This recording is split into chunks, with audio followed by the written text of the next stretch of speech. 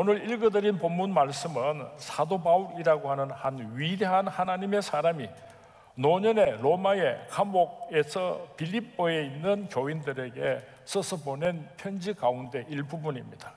그런데 이 편지 내용을 자세히 들여다보면 사도 바울 선생님의 유언과 같은 그런 마음을 담고 있습니다. 내가 이미 얻었다 함도 아니요 온전히 이루었다 함도 아니라 오직 내가 그리스도 예수께 잡힌 바 된 그것을 잡으려고 달려가노라. 형제들아, 나는 아직 내가 잡은 줄로 여기지 아니하고 오직 한 일 적 뒤에 있는 것은 잊어버리고 앞에 있는 것을 잡으려고 표대를 향하여 그리스도 예수 안에서 하나님이 위에서 부르신 부름의 상을 위하여 달려가노라 고백을 하고 있습니다. 지금 이 편지를 쓰고 계시는 사도 바울 선생님의 상황이 어떠한가 하면은, 바울은 로마에서 재판을 받고 사형수의 몸이 되었습니다. 언제 불려나가서 사형 집행을 당할지 모르는 그런 긴박함 속에서 하루하루를 살아가고 있는 사도 바울이, 나는 예수께 잡힌 바 된 그것을 잡으려고 쫓아가노라. 표대를 향하여 그리스도 예수 안에서 하나님이 위에서 부르신 부름의 상을 위하여서 달려간다고 고백을 하고 있습니다. 다가오는 2018년도는 정치적으로, 경제적으로, 교회적으로 변화의 소용돌이가 거세질 것입니다. 정치는 총선을 앞두고 좌파와 우파가 마지막 피 튀기는 싸움을 하게 될 것이고, 경제는 어쩌면 우리가 상상하지도 못했던 IMF 때보다도 훨씬 더 어려운 위기를 맞이하게 될런지도 모릅니다. 그런가 하면 교회적으로도 종교차별법, 성소수자 차별법, 이런 법들을 통과시키려고 하고 통과된다면 교회들이 입게 될 피해는 말할 수 없이 크게 될 것입니다. 우리가 오늘 정신을 똑바로 차리지 않으면 우리가 지금까지 살아온 그 어떤 해보다도 건국 이래 가장 위험한 위기를 맞이하게 될런지도 모릅니다. 바로 이런 때에 오늘 사도 바울의 신앙 고백이 우리 선문교회 모든 성도님들의 신앙 고백이 되었으면 참 좋겠습니다. 사도 바울은 이렇게 고백합니다. 13절 말씀을 우리 같이 봉독합니다. 시작. 형제들아, 나는 아직 내가 잡은 줄로 여기지 아니하고 오직 한 일 즉 뒤에 있는 것은 잊어버리고 앞에 있는 것을 잡으려고 달려가노라. 뒤에 있는 것은 잊어버린다고 사도 바울은 고백을 하고 있습니다. 무거운 짐을 지고서 먼 길을, 위험한 길을 갈 수가 없을 것입니다. 한 치 앞을 내다볼 수 없는 2018년도를 걸어가기 위해서는 우리가 무거운 짐들을 다 벗어버려야 할 것입니다. 그리고 하나님께서 우리에게 약속하시기로, 주시기로 준비하신 축복들이 있는데 우리들이 오늘 그 헌 것들을 다 버리지 아니하면은 하나님의 축복을 받을 수가 없습니다. 그래서 사도 바울은 오늘 우리들에게 버리라, 지나간 것들은 다 버리라고 그렇게 권면을 하고 있습니다. 구체적으로 무엇을 버려야 하는가 하면은 우리들의 죄악들을 버려야 됩니다. 한 해를 보내면서 하나님 앞에서, 사람들 앞에서, 가족들 앞에서, 이웃 앞에서 지은 그 모든 죄들을 기억하고 철저하게 자복하고 회개하고 버리라고 사도 바울은 오늘 우리에게 권면하고 있습니다. 사도 바울은 죄를 많이 지은 사람이었습니다. 그는 엄청나게 교회들을 핍박했습니다. 스데반을 돌로 쳐 죽이는 일에도 앞장섰던 사람입니다. 그러나 그가 담메색에서 예수를 만났을 때에 철저하게 자복하고 회개하고 용서받음으로 말미암아 위대한 하나님의 사람으로 쓰임받을 수가 있었던 것입니다. 오늘 2017년 12월 31일 몇 시간 남지 않았는데 이 시간은 우리가 자복하고 회개하는 시간이 되었으면 좋겠습니다. 오늘 저는 사랑하는 성도님들을 위하여서 중보하며 기도할 것입니다. 하나님이여, 하나님께서 우리 선문의 모든 성도님들에게 회개의 영을 부어 주시옵소서. 온 성도님들이 자복하고 회개하는 날이 되게 하여 주십시오. 저는 그렇게 기도하겠습니다. 전부여 의지 없어서 손들고 옵니다. 주님께서 나를 박대하시면 내가 어디로 가오리까? 내가 죄인이로소이다. 가슴을 치며 철저하게 회개하고 용서받음으로 지나간 모든 죄들을 청산하는 하루가 될 수 있기를 주님의 이름으로 축원을 드립니다. 우리가 하나님 앞에 자복하고 회개하고 용서함을 받을 때에 양심의 가책이라고 하는 상처가 남아 있을 수가 있습니다. 사탄 마귀는 찾아와서 네가 죄를 용서받은 것이 아니야, 네 죄는 네 양심 속에 그대로 남아 있는 것이야, 어쩌면 그렇게 속삭일는지도 모릅니다. 우리들의 진홍같이 붉은 죄를 회개하고 용서받을 수 있는 방법은 예수 그리스도의 보혈밖에 없습니다. 예수 이름으로 명하노니 사탄아 물러가라. 예수 그리스도의 보혈로 깨끗하게 용서함을 받았다고 선언하시고 승리하시는 우리 성문의 모든 성도님들이 될 수 있기를 주님의 이름으로 축원을 드립니다. 무엇을 버려야지 하는가? 우리 마음속에 있는 분노를, 우리 마음속에 있는 원망을, 미움을 청산하고 버려야지 되는 것입니다. 미국의 하버드 의대 교수인 캐논 교수가 사람이 화를 낼 때 어떤 현상이 나타나는가를 연구했습니다. 호흡이 깊어진다 했습니다. 심장이 더 빨리 뛴다고 했습니다. 혈압이 높아진다고 했습니다. 이 정도 상식은 우리들도 다 알고 있습니다. 그런데 의학적으로는 피가 위에서 심장, 근육, 중추신경으로 옮겨간답니다. 간에 비축되어 있던 당이 배출되고 소화작용이 멈추게 된답니다. 언제? 우리가 화를 낼 때.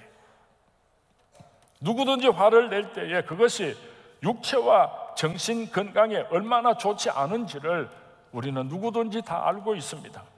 그런데도 불구하고 우리는 하루에도 얼마나 많이 화를 내고 후회하고 화를 내고 후회하고 그렇게 살아가고 있습니까?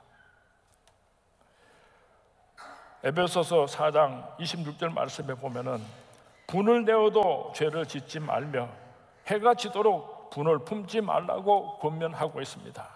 분을 내어도라고 하는 이 말씀을 보면은 사람이 이 세상을 살아가는 동안에 화를 내지 않고 살아갈 수는 없다는 것을 부분적으로 인정하고 있는 것 같습니다.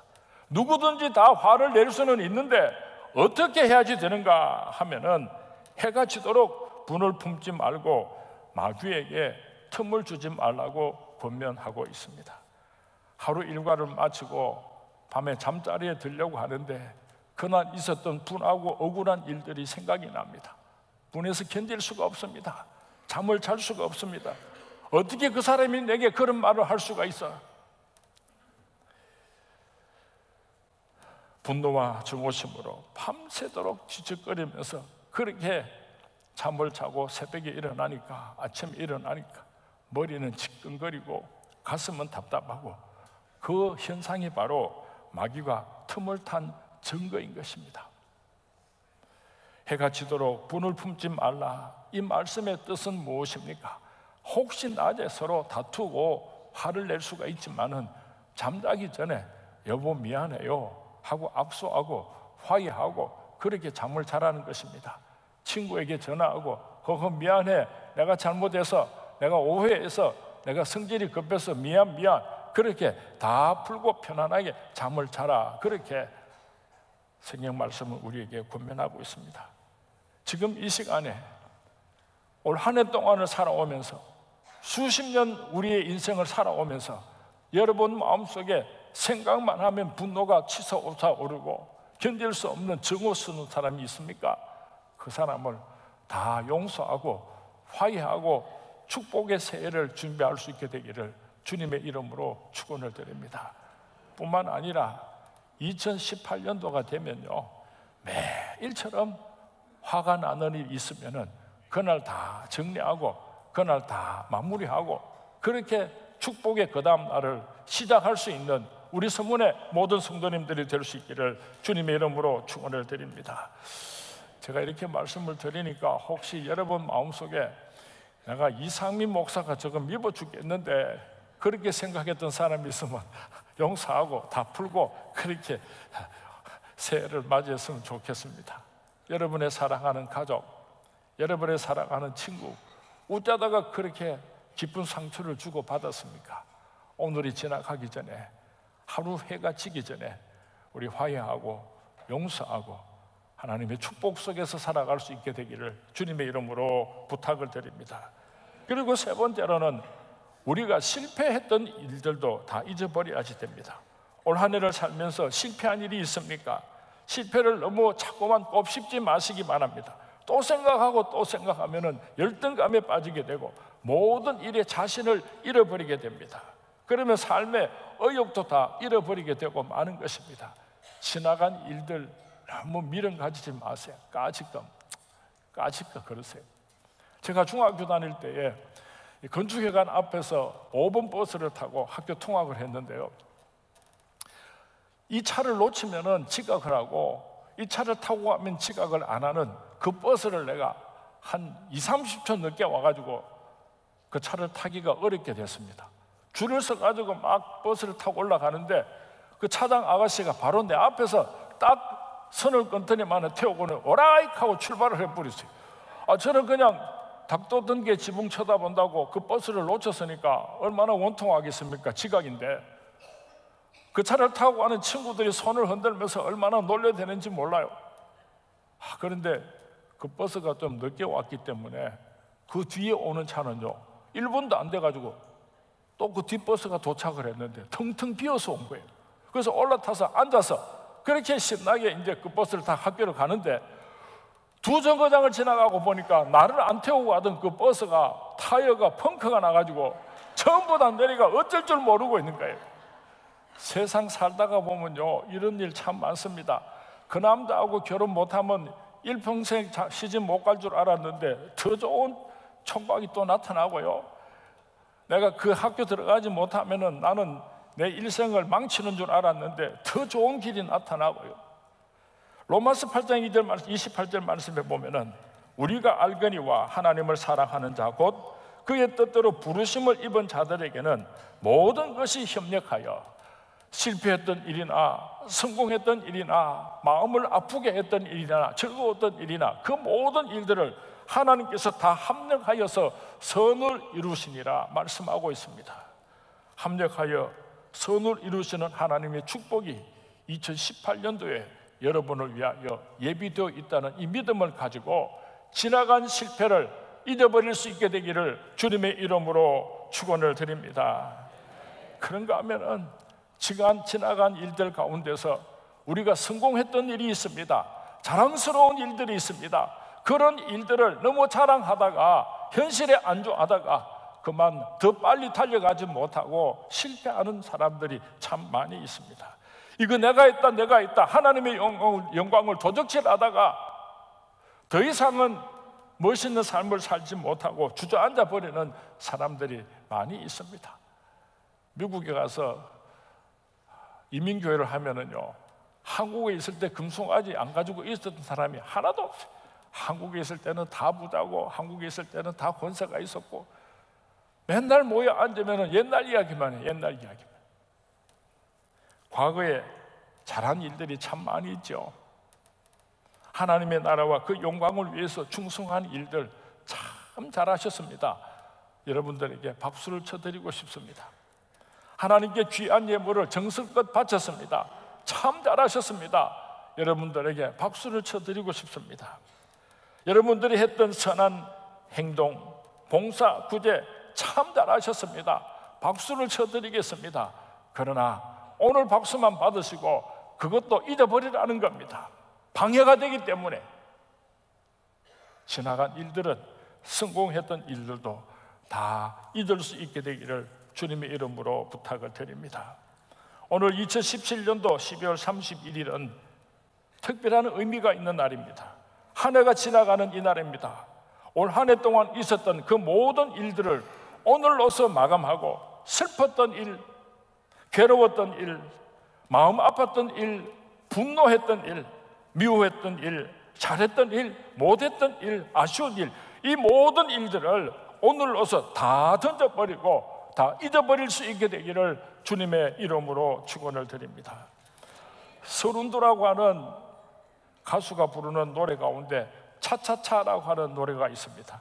근심을 털어놓고 다 함께 차차차, 슬픔을 묻어두고 다 함께 차차차. 맞습니까? 저는 이 유행가지만은 그 가사가요 상당히 철학적인 것 같아요.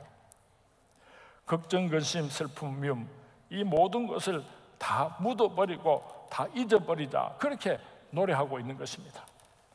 우리는 차차차 대신에 할렐루야를 넣어서 노래를 불렀으면 참 좋겠습니다. 근심을 털어놓고 다 함께 할렐루야, 슬픔을 묻어두고 다 함께 할렐루야. 해가 바뀝니다. 잊어야 할 것이 무엇입니까? 버려야 할 것이 무엇입니까? 뒤에 있는 것은 좋은 일이든 나쁜 일이든 다 잊어버리라, 그렇게 권면하고 있습니다. 과감하게 잊어버릴 수 있게 되기를 주님의 이름으로 부탁을 드립니다. 그런데 과거를 잊어버리는 일이 그렇게 쉽지를 않습니다. 제가 오늘 이렇게 말씀을 드리니까 내가 요거 막 올해가 지나가기 전에 다 잊어버리고 다 던져버리고 다 지워버려야 되겠다, 그렇게 결심을 해놓고는 예배를 마치고 나갈 때 주섬주섬 주워가지고 주머니에 넣고 나가는 사람들이 얼마나 많은지 몰라요. 여기 폭탄이 하나가 있습니다. 이 폭탄, 이게 폭탄입니다.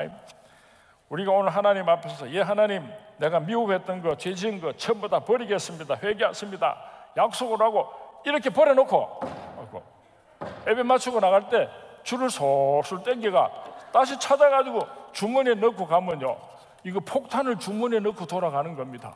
집어 던지면 사는데 다시 찾아서 뒷주머니에 넣어가지고 나가면은 그게 터진다니까요, 죽는다니까요. 오늘 내가 벗어버린 것은 폭탄이라고 생각하고 하나님의 말씀의 검으로 잘라버리고 결단하고 순종할 수 있게 되기를 주님의 이름으로 축원을 드립니다. 던져버려놓고 미련을 가지고 또 술술 줄을 잡아당기고 찾아가지고 주머니에 넣고 가는 사람은 그것이 바로 불순종이에요. 죄값은 사망이. 지나간 일들을 다 잊어버리고 싶은데 그게 쉽지를 않아요. 잊어버리고 싶은데 또 생각나고 또 괴롭히고 또 찾아오고 그러잖아요. 어떻게 하면 지나간 일들을 다 잊어버릴 수가 있는가 하면은 표들을 향하여 부르심의 상을 바라보고 열심히 달려가게 되면은 뒤돌아볼 새가 어디 있습니까? 곁눈질할 새가 어디 있습니까? 부르심의 상을 바라보고 달려가기가 바쁜데 우리가 저천성을 바라보고 열심히 달려가게 될 때에 지난 일들은 다 잊어버리고 성공자의 삶을 살아가게 될 줄로 믿습니다. 부름의 상을 위하여 쫓아가는 삶이 될 수 있기를 주님의 이름으로 축원을 드립니다. 오늘 본문에서 잡다라고 하는 표현을 4번씩이나 사용하고 있습니다. 오직 내가 그리스도 예수께 잡힌 바 된 그것을 잡으려고 달려가노라. 형제들아, 나는 아직 내가 잡은 줄로 여기지 아니하고 앞에 있는 것을 잡으려고 달려가노라. 그러면 우리가 잡아야 할 것이 무엇입니까? 그것은 하나님이 위에서 부르심의 상을 바라보고 달려가는 것입니다.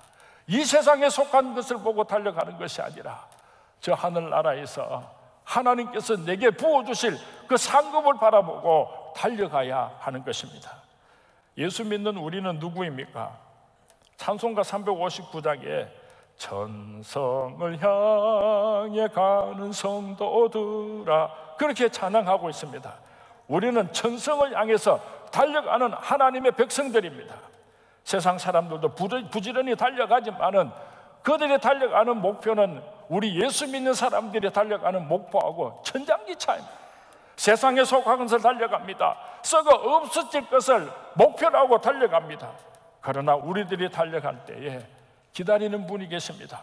찬송가 359장 후렴에 보면은 앞으로 천성을 향해 나가세, 천성문만 바라고 나가세, 모든 천사 우리를 영접하려 문 앞에 기다려서 있네.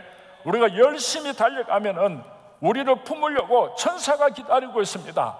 하나님께서 우리를 기다리고 계십니다. 인생이 무엇입니까? 이 질문은 인생을 오래 살았다고 해도 쉽게 대답할 수 있는 대답이 아닐 것입니다. 어쩌면 오래 사는 사람일수록 더 대답이 어려울지도 모르겠습니다. 많은 사람들이 인생에 대해서 표현을 했습니다. 프랑스의 작가 로맹 롤망은 인생은 왕벽 차포가 없다. 일단 떠나면 다시는 돌아오지 못한다. 원웨이 티켓이 인생이다. 그렇게 표현을 했습니다. 독일의 소설가 잔 파울은 인생은 한 권의 책과 같다. 어리석은 사람은 아무렇게나 책장을 넘기지만은 현명한 사람은 한 장 한 장 조심스럽게 공들여서 넘긴다. 이런 말을 했습니다. 하나뿐인 인생입니다. 우리는 하나밖에 없는 생명을 가지고 오직 한 번뿐인 인생을 살아가는 것입니다. 인생을 살아가는 데는 두 가지 자세가 있습니다. 첫 번째 사람은 닥치는 대로 살아가는 사람입니다. 아무 생각 없이 일어났다가 잠을 자고 먹고 싸고 그렇게 살다가 죽는 사람입니다. 꿈도 없고 목표도 없고 계획도 없는 사람입니다. 그런가 하면은 목표를 정하고 살아가는 사람입니다. 생각을 깊이 합니다. 일단 마음을 정하고 나면은 치밀한 계획을 세웁니다. 작은 일 하나도 적당하게 얼머부리지를 않습니다. 꿈이 분명합니다. 목표가 분명한 사람입니다. 세상에서 성공한 사람들 중에 목표 없이 그저 되는 대로 산 사람은 아무도 없습니다. 분명한 목표를 정해놓고 구체적인 계획을 세우고 글로서 써봅니다. 그림으로 그려보면서 하나하나 실천으로 옮길 때에 그 목표를 이루기 위해서 피와 땀과 눈물을 흘릴 때에 비로소 성공하는 사람이 될 수가 있는 것입니다. 사랑하는 수문의 성도님, 여러분들에게 삶의 목표가 있습니까? 오늘 이 시간에 여러분 각자의 삶의 목표를 다시 한번 생각해 볼 수 있게 되기를 바랍니다. 우리가 조금만 깊이 생각해 보면은 우리가 가지고 있는 그 계획들, 목표 속에는 하나님께서 기뻐하시는 신앙적인 것도 있지만은 신앙적이지 못하고 세속적인 그런 목표도 많이 있는 것 같습니다. 이기심에서 출발하고 욕심에서 잉태된 것들이 많이 있습니다. 저 하늘나라에 깃대를 꽂아놓지 아니하고 이 땅에서 성취하려고 이 땅에다가 깃발을 꽂아놓고 그 목표를 향해서 달려가는 사람들이 예수 믿는 사람들 중에도 많이 있습니다. 우리 그리스도인들의 본질의 목표는 하나밖에 없습니다. 부르심의 상을 바라보고 표대를 저 하늘나라에 꽂고 달려가는 것입니다. 여러 번 말씀을 드렸는데요, 아버지가 소쟁기를 잡고 밭을 갈고 있었습니다.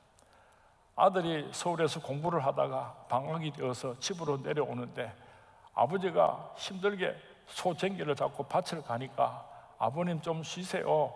제가 아버님을 도와드리겠습니다. 제가 힘이 셉니다. 하고 아버지의 쟁기를 빼앗아서 열심히 한 고랑을 팠습니다. 그러고 뒤돌아보니까 아버지가 판 고랑은 똑바른데 이 아들이 판 고랑은 삐뚤삐뚤합니다. 아이고 아버지, 내가 열심히 팠는데 어제 내가 판 고랑은 이렇게 삐뚤삐뚤합니까? 그러니까 아버지가 허허 웃으시면서 야 이놈의 자식아, 열심히만 파면 되는 게 아니고 목표를 정해놓고 밭을 갈아야 될 거 아니가? 알았습니다 아버지. 그래서 아들이 목표를 정해놓고 한 고랑을 더 팠습니다. 그리고 뒤돌아보니까요 또 삐뚤삐뚤한 거예요. 아이고 아버지, 목표를 정하고 밭을 갈았는데도 여전히 삐뚤삐뚤하네요. 야 이놈아, 네가 뭐를 목표로 하고 밭을 갈았노? 그러니까 저 소 엉덩이를 보고 밭을 갈았는데 야 이놈의 자식아, 소 엉덩이가 왔다 갔다 하니까 그렇지. 저 앞에 있는 소나무를 보고 한번 밭을 갈아봐라. 그래서 아들이 그 소나무를 보고 한 고랑을 탁 파고 나서 돌아보니까요 아버지처럼 똑바르게 밭을 갈았더라는 재미있는 이야기가 있습니다. 세상 사람들은요 목적 없이 살아가기 때문에 갈짓자 인생을 삽니다. 세상 사람들은요 목표를 세우고 살지만은 헛된 것을 목표로 삼고 살아가기 때문에 헛되고 헛되나니 모든 것이 헛되도 다 죽음 앞에서 아무런 의미가 없는 것입니다. 우리 예수 믿는 사람은 저 하늘나라 부르실 상을 바라보고 표대를 향해서 달려가기 때문에 영광의 나라에서 하나님의 큰 상급을 받게 되는 것입니다. 오늘 교회들이 점점 변질되어가는 양상을 나타내고 있습니다. 신자들의 교제와 불신자들의 교회할 때 문턱을 좀 낮춰주는 것이 좋겠다. 그래서 교회들마다 앞다투어서 무슨 운동 동호회를 만들고 운동시설을 갖추고 오락시설을 설치하고, 서울의 어떤 교회에서는 교회 안에다가 흡연실을 만들어주는, 담배 피우는 사람들도 처음에 예수 믿을 때는 담배 피워도 되고, 그렇게 오래 예수를 믿어서 신앙이 깊어지면 저절로 담배를 끊게 되니까 그 사람들도 교회 오게 하기 위해서 흡연실도 만들어주자. 저는 그렇게 나쁘다고 생각하지는 않습니다. 원칙적으로 찬성을 합니다. 그렇지만은 이런저런 생각들 때문에 교회가 본질을 잊어버리고 비본질적인 것들이 교회를 지배하게 되는 것을 두려워하지 않을 수가 없는 것입니다. 우리 신앙이로 하는 것이 무엇입니까? 부자 되는 것입니까? 잘 먹고 잘 사는 것입니까? 오래 사는 것입니까? 자녀들이 행복한 것입니까? 시집잘 가는 것입니까? 그것들은 비본질적인 것들입니다. 본질적인 것이 무엇인가 하면은 예수님께서 이 땅에 찾아오셨고, 그 예수님께서 우리들을 대신해서 십자가에 못 박혀 죽으셨고, 죽은 자 가운데서 사흘 만에 부활하시고 승천하셔서 천년왕국 이후에 예수님께서 재림하여 오실 때 하나님의 거룩한 백성들이 승천하게 된다고 하는 이 본질적이고 원색적인 복음이 우리가 가져야 할, 마지막 시대에 지켜야 할 신앙의 본질입니다. 근데 이런 것들은 그렇게 중요하게 생각하지 아니하고 비본질적인 것들을 본질적인 것보다도 더 소중하게 여기는 그런 한국교회 강단, 그런 한국교회 성도님들의 신앙을 걱정하지 않을 수가 없는 것입니다.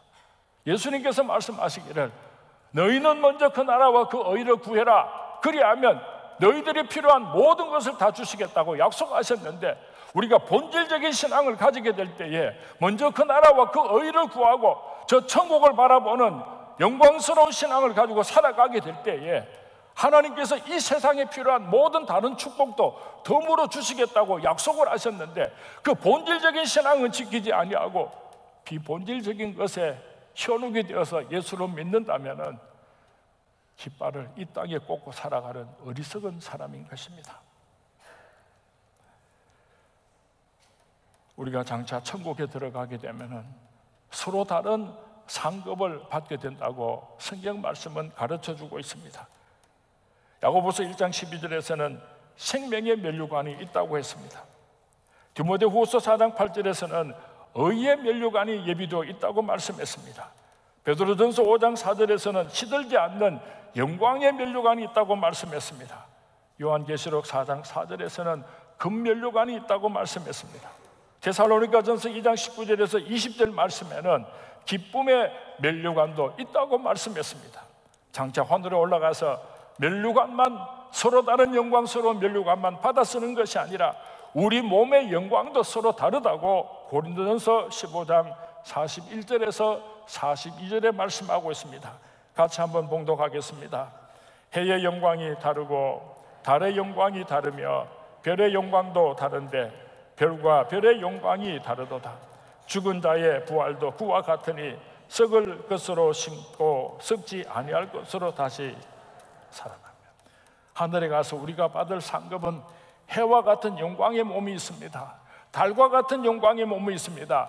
별과 같은 영광스러운 몸이 있다고 성경 말씀이 우리에게 가르쳐주고 있습니다. 사랑하는 성문의 성도님, 지나간 일들은 다 잊어버리고 아직 잡은 줄로 여기지 아니하고 표대를 향하여 부르심의 상을 바라보고 달려가고 달려가셔서 이 영광스러운 상급의 주인공들이 될 수 있기를 주님의 이름으로 축원을 드립니다. 어저께 제 친구가 카톡으로 문자를 보내면서 끄트마리라고 하는 단어에 대해서는 뜻을 보내주었습니다. 2017년 12월 31일 2017년 끄트마리에 우리들이 지금 앉아 있습니다. 이 끄트마리라고 하는 말은 뜻이 무엇인가 하면은 끝은 끝이라는 말, 마지막이라는 뜻이고 말이라고 하는 것은 실말이 한 가닥 희망을 의미하는 것입니다. 마지막에 한 번 더 가지게 되는 신랄 같은 희망을 표현하고 있는 것이 끄트마리입니다. 사랑하는 성문의 성도님, 오늘이 우리 성도님들에게 끄트머리의 기회가 될 수 있기를 바랍니다. 오늘까지 살아온 모든 생애를 1편으로 하고 2018년도 1월 1일부터 다시 시작되는 새해는 새로운 삶을 출발하는, 부르심의 상을 바라보고 표대를 향해서 달려가는 영광스러운 삶의 주인공들이 될 수 있기를 주님의 이름으로 축원을 드립니다. 주님의 이름으로 축원을 드립니다. 오늘 하루 종일 회개하는 날이 되었으면 좋겠습니다. 지나간 모든 죄악들을 하나님 앞에 자백하고 회개하는 날이 되었으면 좋겠습니다. 오늘 하루 종일 생각하면서 내가 벗어버리고 지워버리고 잊어버려야 될 것이 무엇인지를 생각하면서 청산하는 귀한 하루가 될 수 있기를 주님의 이름으로 축원을 드립니다. 오늘 저녁 11시에 송구영신 예배를 드릴 때 여러분들이 모든 죄악들을 다 회개하고 청산하고 그렇게 이 자리에 모여서 2018년도 하나님께서 우리들을 위해 주시는 그 축복에 동참하시는 우리 서문의 모든 성도님들이 될 수 있기를 주님의 이름으로 축원을 드립니다. 주님의 이름으로 축원을 드립니다.